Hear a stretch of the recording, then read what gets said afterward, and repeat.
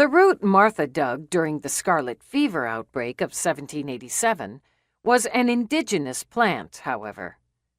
According to a legend recorded in Rochester, Massachusetts, where Martha's brother, Jonathan Moore, was a minister, a local man got cold water root from an Indian named Nathan Hope during an epidemic of diphtheria in 1754.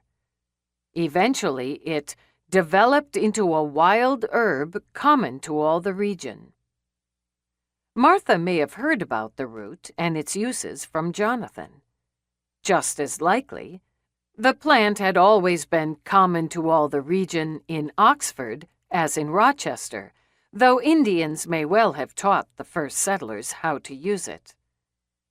Its association with diphtheria is suggestive. If Martha had learned about cold water root in Oxford, it is difficult to imagine her preparing her sore throat tincture in Hallowell in 1787 without thinking of her own children and the epidemic of 1769. The eclecticism of English medicine encouraged the incorporation of Indian or African cures. An aura of mystery, if not magic, attached to persons who were otherwise stigmatized in colonial society. Smith's recipe book included The Negro Caesar's Cure for Poison, reprinted from the Carolina Gazette, and Hallowell patients sought out the Negro doctress during her brief sojourn in the town. Mrs. Parker even borrowed Martha's horse to go and see the Negro woman doctor. There is no evidence that Martha was curious about Indian or Afro-American medicine, however. She noted the presence of the black healer, but did not bother to record, or perhaps even to learn, her name.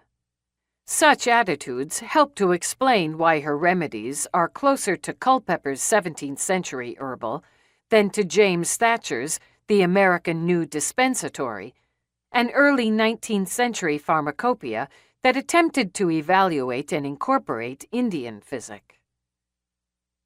In 18th-century terms, Martha was an empiric, a person unconcerned with theory. Her own descriptions demonstrate that her most immediate concern was to make her patients feel better.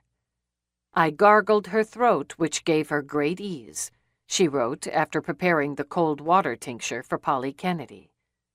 The same remedy helped her own husband find relief. The two phrases appear in the diary repeatedly. When one patient was suffering from dysentery, she administered a clyster which gave her ease. When Hannah was ill, she gave her chamomile and camphor and sent her into a warm bed. I hope it will relieve her. Beyond the physical comfort of hot tea or a soothing syrup was the comfort of an idea. Nature offered solutions to its own problems.